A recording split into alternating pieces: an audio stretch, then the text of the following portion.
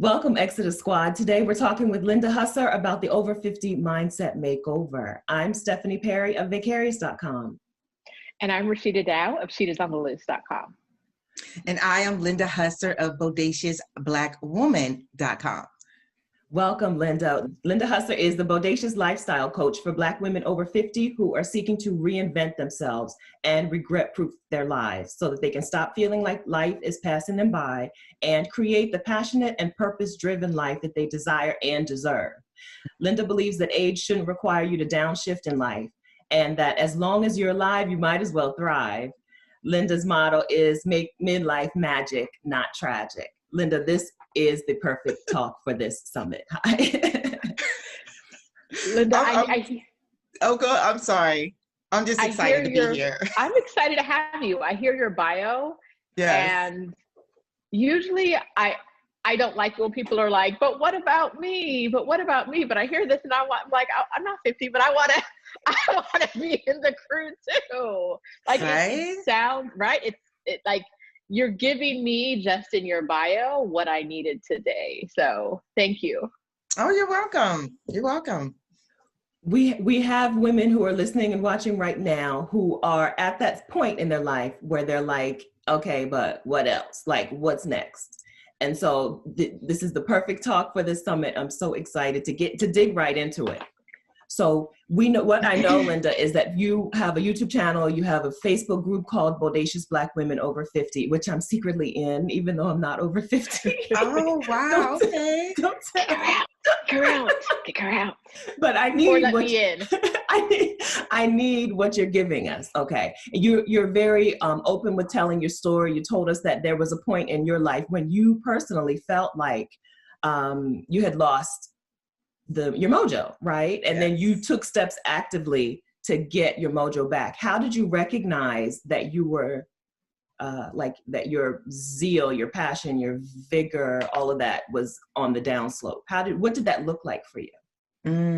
Well, I was 49 years old and it was actually on my 49th birthday, and I woke up not excited, not in a celebratory mood or anything.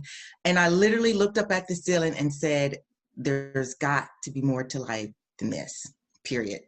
And one of the reasons why I said that is because society and the status quo segments our lives. From this age to this age, you're supposed to do this. From this age to this age, you're supposed to do that. And I found myself at 49 without a husband, without children, not being a homeowner. I'd been doing hair for 23 years at that time. I'd never owned a salon. And I was really feeling insignificance. I didn't have any W's in the column, like wins. And I felt like I had a lot of losses in the other column.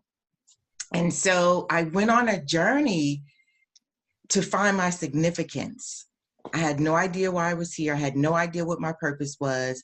And one of the things I decided at that moment was there had to be more to life than how I was living it. And I find that so many times we really know deep down inside what's missing in our lives, but we don't have the courage or the guts to kick caution to the winds and do like Steve Harvey said and just jump. So during that time, everybody was like, oh my gosh, you're 49, what you gonna do? And they started talking about my 50th birthday about 3 weeks after I turned 49. Because that's what we do. Yeah. So 49 is one of the loneliest birthdays in the world because nobody really cares about your 49th. They're really anticipating 50. Okay. And I just made a decision that I wasn't going to have a 50th birthday party. I didn't tell anybody, but I knew that I wasn't going to have a 50th birthday party because I wasn't going to have anything to celebrate. So this whole 49 years was all about finding my significance, finding my purpose, if I could. Now, I didn't know if I was going to do it. So fast forward, I decided that I was going to finally open a salon. That was going to be my gift to myself because nobody could really give me what I needed. I had to do that for myself. And I didn't tell anybody I was going to do a salon. I secretly went out and looked for property. I got in contact with the salon people, and they said, oh, we can outfit the place. You find it, we'll send in people. So I kept that under wraps. And about a couple months before I was going to open, I told everybody I was moving. I was moving salons, but they had no idea I was moving to my own place. So they showed up and they had Linda's Hair Fair outside. And it took some people a minute to realize, oh my God, Linda, is this your place? And it was. So we had the party inside the salon. I had the taco truck outside, margaritas. So I had a grand opening 50th birthday celebration simultaneously. I love that. Yes. I love that. But I did. You talked about how you decided that you needed to be brave and you wanted to find significance. But what was it, do you think, that how did you find that courage? Because a lot of women come to the point where you are and then just resign themselves and say, oh, well, it is what it is, right? This is just what my life is going to look like from here on. What made you want to find something better? It was more painful staying stuck than me being significant. See, some people are okay being in pain. Some people are okay, or they've resigned themselves to that. But there was something, you know what? I listened to the whispers. Let's just keep it all the way real. Please. We all have that intuition, and most of us just don't listen to it. And one day it was roaring so loud that I couldn't escape it. It just kept saying, but you said you would be doing this at this age, and you said you'd be doing that. And I tried to drink it away, sex it away, shop it away, like that Cranes in the Sky song, what she's talking about. I tried to do all these things and distract myself, and it kept coming up. It kept coming up. It kept coming up. And I stopped burying it. And that's what we have a tendency to do, is we just bury it. But I couldn't do that anymore. And I said, I don't really know what this is going to end up like, but I know what this suffering is like. Right. And I decided I was going to bet on me.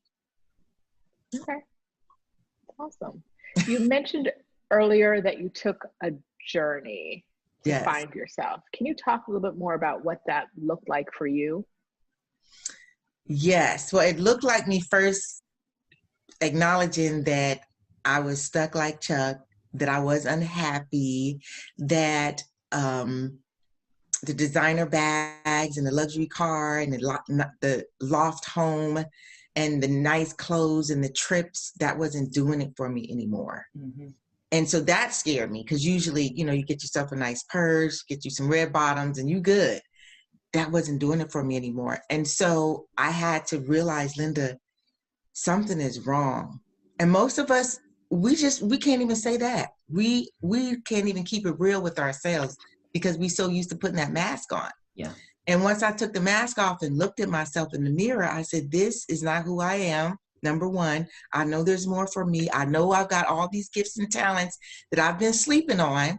I've got potential, and I've allowed other people, I've allowed society to dictate who we are at a certain age and stage of our lives. So I felt like I was too old, and it was really too late, to be brutally honest, for me to do something new. And once I got some coaching, and we did some deep dives, and she asked me, what price was I willing to pay to get to the other side? She said, because freedom is not free. And I was like, wow. And that's why most of us stay stuck, because we don't want to really pay the price. We want to do what we're doing and get different results. And that's just not how it works. So I had to resign myself that, I'm going to have to do something to be that person I want to be. And so I had to go through the process of building my confidence, my self-esteem, because a lot of this is what it comes down to, and admit that I didn't really feel deep down inside that I deserved to be that woman that I said I wanted to be, because of other issues. So you got to deal with a lot of stuff when you go on that journey, but you got to be willing to deal with it. And when you get to that fork in the road, you've got to say, okay, I don't know how this is going to turn out, but I know how this is, and I don't like this. That's how I started on the journey. It's amazing. I was having a conversation the other day with a woman who was talking about how she could recognize this. She wanted more from her life. She wanted different from her life, but she didn't want to give up anything in her life. And it's like you said, you have to make the space. If you want new, if you want different, you have to let some things go, or you'll never be open to it. You'll never have room to receive it. Absolutely. So that's a really great point. Absolutely. So you talked about the voice, right? Sometimes it's a small voice, sometimes it's mighty, it's in your ears. What was it telling you specifically what to do? Like, was it saying, Linda, it's time for you to open a shop? Or was it just, how did you come to that as the conclusion? Like, how did you come to the idea that the shop was the thing? Because again, like I said, so it's almost like, let's say you need to lose weight. Let's say you want to find a man, all of this stuff. We can get the self-help books. We can go to the seminars. We can get the coaches. We can do all that stuff. But at the end of the day, we all know what we need to do. We just need the guts and the courage, that gentle kick in the pants. So deep down inside, as I was going through my process, I started thinking about, okay, where did we get stuck? Where did we get off track? And it was when I graduated from beauty school in 1990, and we got our certificates at that point. You knew whether you failed or you passed the test at that point. And so when we went up to go get our certificates, the instructors were like, okay, so you got your certificate, what are you going to do now? And I said, oh, I got a 5-year plan. I'm going to be 5 years from now, I'm going to have a salon in Beverly Hills. I'm going to be working on celebrities and on video shoots and doing home calls to Holly Berry and all those people, right? That really was a dream of mine. But we get off track sometimes in life. Different things happen. And so deep down inside, buried under all this mess and stuff, that dream never really died. And when people say your dream died, that's not true. We kill our dreams. Dreams, that's what they do. They want to live. That's their only purpose, is to come true. And so doing the work, one of the exercises was to do a dream assessment of all the things that we said we wanted to do. And during that assessment exercise, I just started crying because I realized that 23 years ago, I had this major dream of opening this salon. And she said that if I could go back in time and relive a part of my life, what would I do? And I said, I'd open a salon. And she said, what's stopping you? And I said, me. Because there wasn't nothing else stopping me but me. And that's how I got to that point. I love the idea of a dream assessment. I've done it kind of backwards, which is a little more morbid, but I've written an obituary, and the stuff that I want to make sure is said at my funeral. You are going to say, you will be on this thing, you will call Stephanie Perry an author, Stephanie Perry a philanthropist, right? And so now I got to get there. I got to get there. And a lot of time, since like the idea of writing came to me, right? Since the dream of being a writer came to me, a lot of time has passed, and I just let it not die, but like go fallow. Is that the word? Just let it sit, right? But I have this obituary that I need to make sure I can live out, so that so that when the time comes, you can read these words and not be like, what is she talking about? Right? But the dream assessment is a lot less morbid and a lot better way to approach it. Yes. But however you approach it, see, that's my whole thing. Whatever gets you there, that was her method, and it struck something in me. And I realized, oh my gosh, I've bought into all this stuff. You know what I mean? Yeah. And I'm still alive. I'm still doing hair. Linda, you really can open this salon. Bump the fact that people maybe do it at late 20s and early 30s. You go and do it at 49 and have it right, like literally 2 days before my 50th. So you'd be surprised what happens when you really get in your heart and get in your mind that not only you can do it, but the key is that you deserve it. That's the key, that you actually deserve it. There's a big space though between I can do it and I deserve it. I know that Absolutely. Linda Husser is offering to you affirmations for Black women over 50. You use affirmations as one of your tools to get yourself from, point A to point B, from this is what I want to do to I deserve this thing. I'm gonna put you on the spot really quickly. Do you that's have, fine. can I ask you for like a favorite affirmation of yours that you use? Yes. I am in charge of my life. Okay. That's important because we feel, a lot of us, whether you're a mother or not a mother, whether you're a spouse or not a spouse, you feel like there's something else that's dictating where you are today at this moment, right? Absolutely. But it's important to take over, take the reins. So I like that affirmation. I am in charge of my life. And that really means too, excuse me, one of the reasons why I love that, excuse me, so much is because we don't really want to take 100% responsibility for our lives. Mm-hmm. We want to say it's them, it's the past, it's my childhood, it's my mama, it's my daddy. No, let's say all that did happen, but you grown now. You've been out of your mama's house for 20, 30 years. Your kids are out of the house. What are you going to do with the life, the choices that you have? Mm-hmm. That's why I say, if you stay in charge of your life, you can't fail. Okay. I definitely appreciate hearing that message. I wanted to hop in away from affirmations for a second because as we've been talking, I've been reminded of how much we get messaging from society, from advertisers, from everywhere, that the younger you are, the better your life is, the more potential you have, the more you have to offer, even though I didn't have anything to offer when I was young, just audacity. So I'd like to take a second now to talk to you and talk about how you feel about your life now versus your life in your 20s.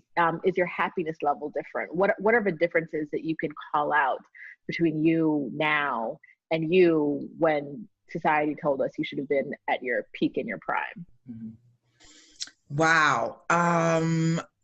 Okay, so when I was in my 20s, it was chaotic.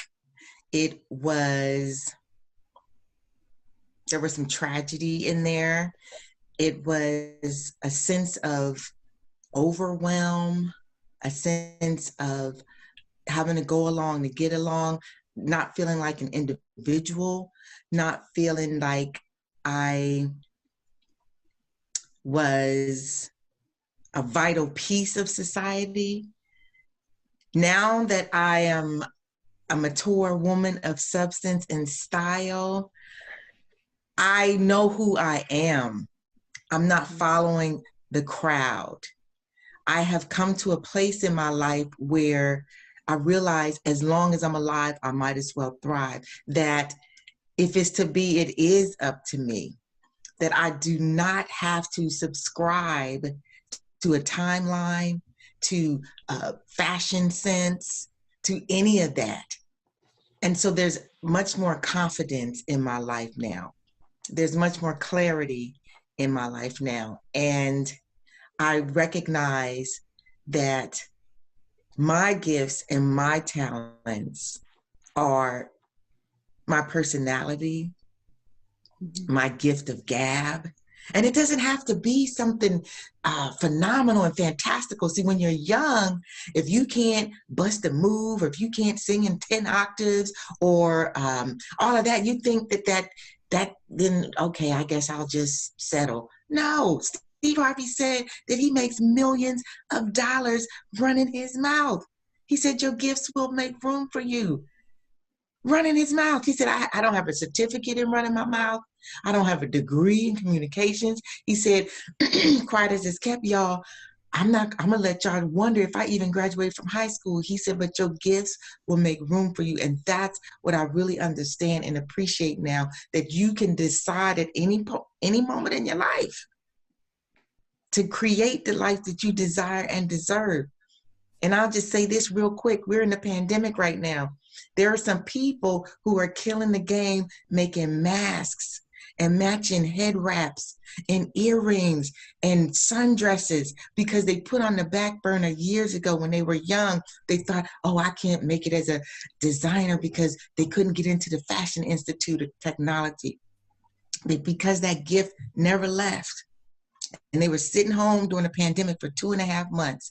They dusted off that sewing machine and started making masks. And now some of them have left their job and they're just making masks. Mm-hmm. So that's what comes sometimes when you're a little bit more mature and confident and self-assured in yourself. So that would be the difference. Thank you. It was a lot to think about. Yes. When a lot of times when women start talking about the idea of a passion or a purpose, they think that they have to go out and find it, right? Mm-hmm. I think really all you need is free time. That's the whole point of this. Really what you need is some downtime. You talked about people, starting new businesses during COVID-19 and stuff. Mm-hmm. What you need is some time where you're not busy with all the other stuff that life makes you be busy with. When you can just try, remember, right? Go back and remember the stuff that used to bring you joy, or try new stuff. I'm a big advocate for just give yourself some downtime. You don't have to know, like some people want to go into a sabbatical knowing that they're going to come out with this business or whatever, but you don't have to know where it's going to end up. Just give yourself some time and be open to it. Look back at what you used to love, look forward to what you might be interested later. And you never know where you could end up. Nope. Yeah. But you got to give yourself, you got to bet on you. I keep coming back to that because we bet on everybody else but ourselves. And when you bet on you, like if you think that you going to Vegas and you got those chips, you doing this like this and you praying over the chips and all this kind of stuff, you got to do that for yourself. You got to bet on you. You got to put as much faith in you as you do those inanimate objects. Them chips don't have a soul, substance, nothing. But sometimes we'll put more faith in that than we do in ourselves. Mm-hmm. Got to just flip the script on that. Mm-hmm. Okay. I'm going to throw a little bit of a curveball at you. It's related to the question Stephanie asked. Okay. If you were going to leave the salon for a year to do whatever you wanted, wherever you wanted, can you name some things for the audience that you would do? Yes, I would finish my book, Ignite Your Midlife Mojo. I would create a coloring book series for the mature woman of substance and style, because that is something that I have not seen in the marketplace.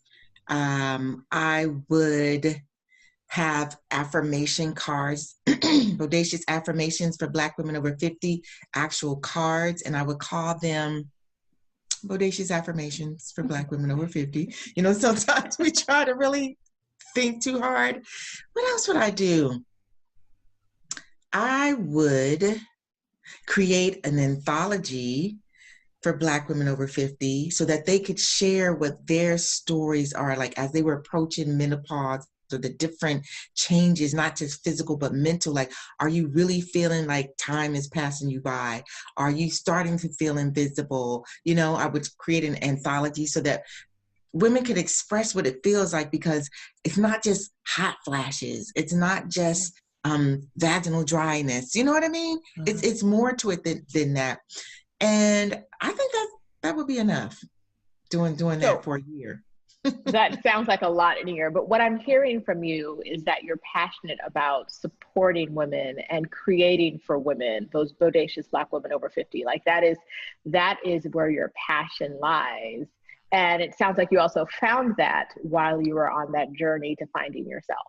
Oh, absolutely. Absolutely. Right. And being open. See, one of the things, I think one of the reasons why we all get stuck, whether you're 20, 30, 40, 50, is we've got to learn again. Really, it's about dreaming. Something happens after about 5 or 6, because there was a time when you could put a towel around your neck and really think you could fly. And your mom had to constantly tell you, girl, do not jump off of that, because that is not a cape, that is a towel. You're going to break your neck.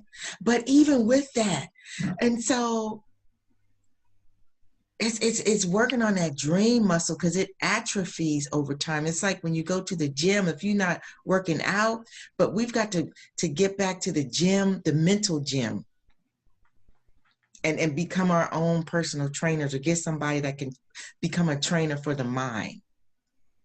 And sometimes I do go off on tangents. Please forgive me. I love it. I'm taking notes. Rashida, you see our heads down. We're taking notes. We're taking notes. I'm reading, like, yes, this is what we I'm need. listening to the whispers. That was just coming up for me to say that. Give us the roadmap, please. Yes. Please. That's one thing I've learned and I've appreciated so much from being on a career break, is learning to, instead of thinking that I had to have the answer or figure out the answer, there's always someone, usually a Black woman, who has the answer and is willing to give it to me if I look to her for guidance. So we definitely appreciate you being here and showing us your ways. Thank you. You're welcome. And I love that you called it a dream muscle, because you're exactly right. It atrophies and you got to work it. And once you do, everything opens up. You know, like, oh, this and this is open to me and this is open to me. Same thing with courage. We think that having courage means that you're not afraid. Courage is not the opposite of fear. It's just the next step, and you work it. It's a muscle. And when you once you work that thing of I'm afraid, but I'm going to do it anyway, it becomes a little bit easier to be afraid and do the next thing, and then the next thing. Absolutely. And you're a great testament to that, because you did open your shop and you had an amazing, like, life transformation, I'll call it. Absolutely. And you're about to do another one. Yes. Right? The shop wasn't the end of the road. It was a huge step, a lifelong dream step. And now you're moving on from that. Yes.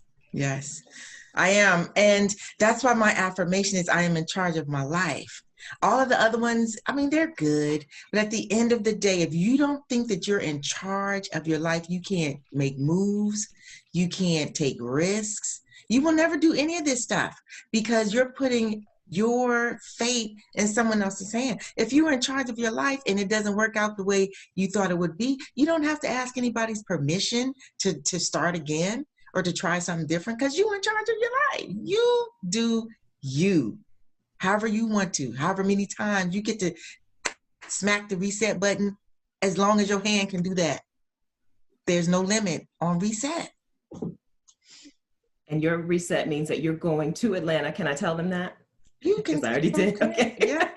Your reset has you leaving your shop or leaving California and going to Atlanta to start a whole new life. Absolutely. Absolutely. And I'm so excited about it, because as the Bodacious lifestyle coach, and I say that I help Black women over 50 gain the courage and clarity to reinvent themselves, regret-proof their life, so that they can get their mojo back and live the life that you desire and deserve. And so by me, I'm leaving a 30-year career. I got my license in 1990. It is 2020. For 30 years, I've been doing hair, but I really say I've been doing hearts. You know what I mean? Because stylists are bootleg therapists all day, every day. And that's also something that I have a natural gift for. Remember, I said your gifts will make room for you. The gift to gab, giving great advice. And I realized, hey, there's something here. I can really help women. I've been doing it all this time. And so I got my certification, and I was dibbling and dabbling in coaching, and I just realized, no, I'm the answer to so many people's prayer. And I say that in all humility. Yes. Because that's another thing you got to do, is you got to give yourself the praise that's due. Yes. I am the answer to a lot of women's prayers, especially over 50. That's why that's my niche. And I had to set myself up so that I could perform the way I really needed to, and be professional and get the training, because some of us, we're sitting on some gifts and talents, but we do need to take our game to the next level. And that's what I'm doing. The whispers, I'm listening to the whispers, and the whispers is saying, Linda, it's time. Let's do this. You talk a good game, you got to walk your talk. So shop is closing, moving 2,500 miles away, got myself set up, the website, the group. I've got coaching clients. So if it's to be, it's up to me. And I am excited about this step in my life, but I can take this step because I took the step at 49. Yeah. To throw caution to the wind, to not worry about what people were going to say, because most people who tell you that you can't do it, it's because they're speaking through the lens of their life. Mm-hmm. They didn't do it. And you doing it will just put the mirror up to them that you slept on your dream. Mm-hmm. But you can still do it because you're breathing. As long as you're breathing, you can be achieving. Mm-hmm. Let's do this. As you're alive, you might as well thrive. Yeah. Let's do this. Yeah. Right? So, definitely. Yep. I'm excited. Okay, so I want to point you in the direction of the segments of our audience that they're here, they've been thinking about sabbaticals, they're scared, they're a little scared. They are listing the 30 things that are getting in their way, but really most of that boils down to it's something new. I don't know how it'll work out. I'm scared to do it. So when we talk about people, you just talked about giving up your salon, moving across the country. What would you say to someone who is thinking about a big move themselves, a slightly different move? I'm leaving my job or my family behind to go travel the world. I really, really want to do this, but maybe it's not for me. I'm a little scared. What would your advice be? My advice would be, number one, if it's coming up, if you've even thinking about doing a sabbatical, then there's something there.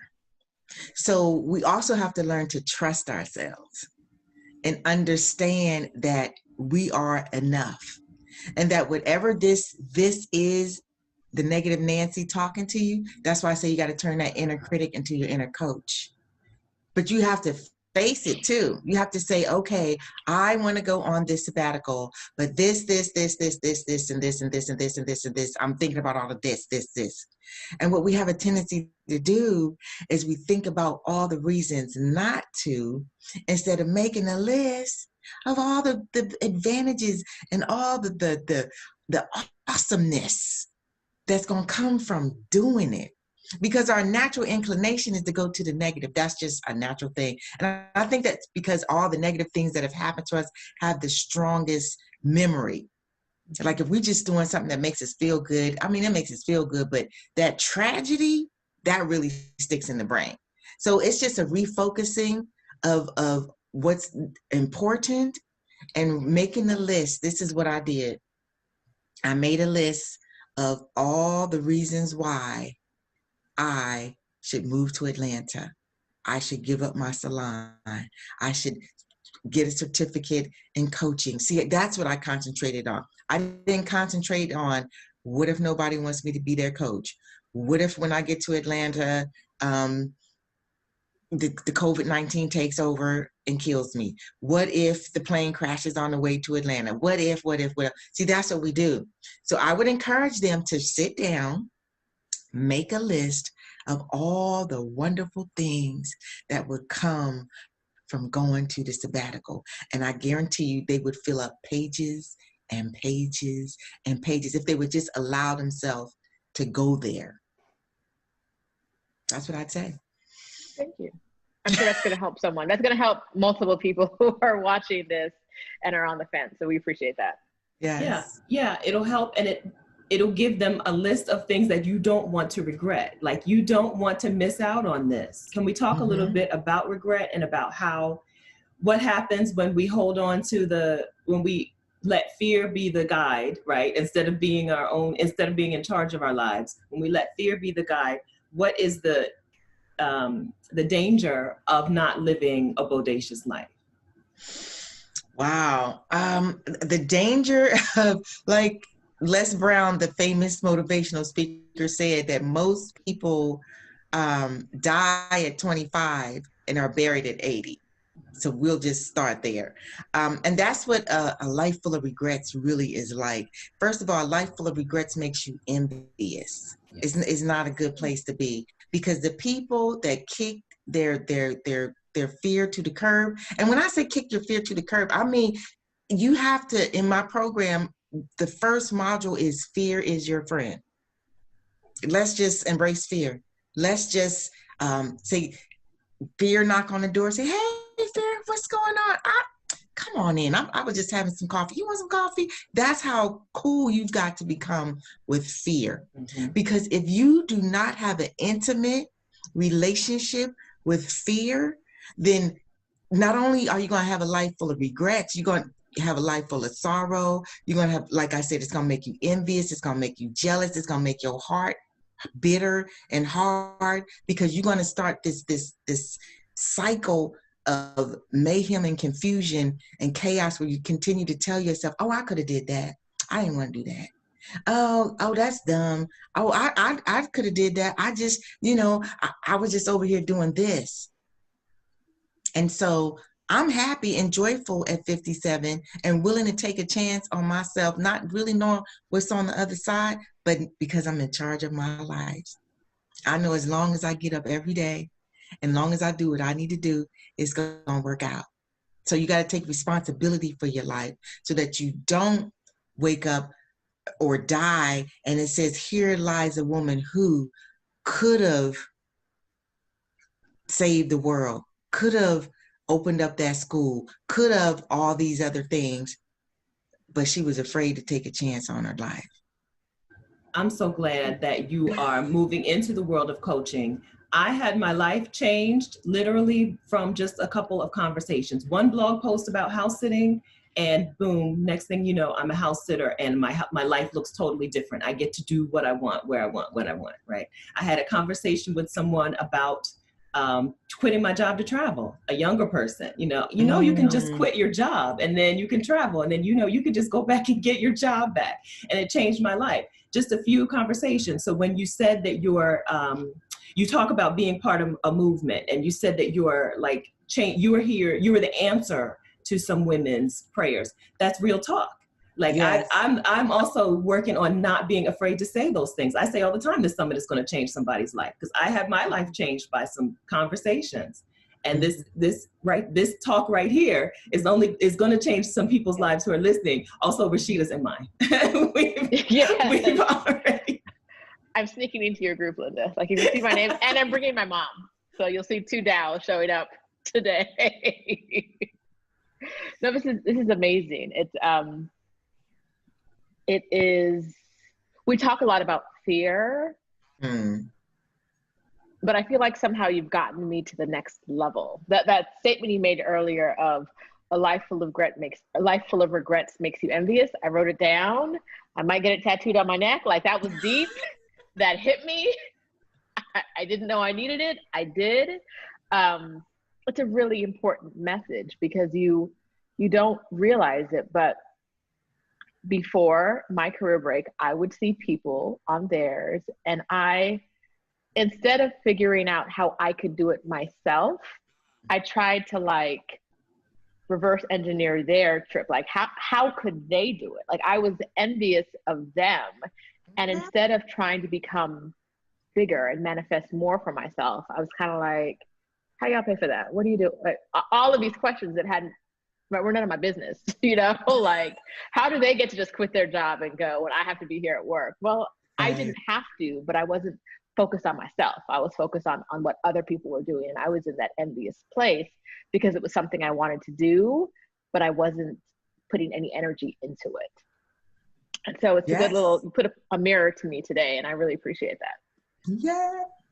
Thank you. So you are not afraid to talk big talk, right? And you have your group, Bodacious Black Women Over 50, and you call it a movement. Yes. What is your dream for, not just for your group, but what is your dream for Black women over 50? Ooh, my dream for Black women over 50 is to remove the shackles of societal norms and the status quo, and to make them understand that it's okay to stand out, It's okay to be different. It's okay to go against the grain. It's okay to do something different. It's okay to not retire at 65. It's okay to not downshift your life because they say this is what you're supposed to be doing now. It's okay to recreate yourself at any point, at any stage in your journey. It's okay to say no. You're not going to die if you stand up for yourself and say, no, I don't want to do that. That's the movement I want to create. I want you to, the movement where you can actually do you, be you. That you can bet on you. That you can say, I'm going to be a little selfish now. I'm going to be a little selfish now. Yeah, you know what? It is all about me. And what me has decided is that we're no longer doing this. There's a new sheriff in town. Sit down, y'all. I need to share something with you. And keep it moving.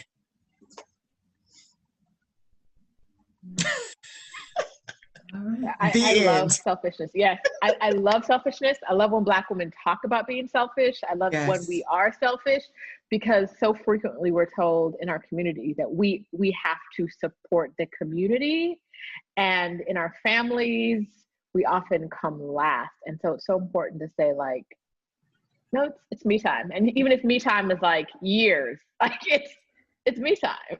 Mm-hmm. And so your message, wow, really resounds. Fantastic. Do you feel like there's anything, Linda, that we haven't covered that you want to cover today? I don't want to end, so I don't want the talk to end, but let me see. We got to at some point. If you're over 50, which you probably not, but your mama probably is, please join my group, Bodacious Black Women Over 50. What else do I want to say? I'm going to be a major force that I am, because AARP is not doing it. It's time to be celebrated, not tolerated. I'm coming out with the Age Fest because I think we should celebrate aging. Do you have I put that in the universe. See, that's how I do it. Then I'm gonna figure out how to do it. Because I used to have to know the how. Right. And if I didn't know the how, I couldn't say it. But I've learned now that you got to sprinkle the universe with what you want to do. You got to sprinkle it. I love it. So I'm going to have the Age Fest. Don't know when I'm going to have it, but that's how I work. And I love the name, so I already got agefest.com. Good, okay. Festival.org, all of that, because it's going to be off the chain. It's going to be I'm going to start off in Atlanta, and then we're going to go to each city. We're going to have, I got some stuff to do, y'all. Here's what we need to do. Extra Squad, we need to get Linda's Bodacious affirmations for Black women over 50. This will give you the affirmations to do the self-talk to get you from the place of, I'm too afraid to do it, to the place of action. So get your affirmations. This will also get you onto Linda's email list so she can keep you up to date, because you don't want to miss Age Fest. Also, you have another homework assignment, which is to join Bodacious Black Women Over 50. Linda's Facebook group, we'll link to Linda's Facebook group in the chat and on the page. Right. All right. And that's where they can get the link for the Bodacious affirmations too. All the stuff is on the group. Yes. In the group, not on the group. Yes. But thank you for having me. I really, really appreciate it. Thank you. You're welcome. Thank you so much for being here.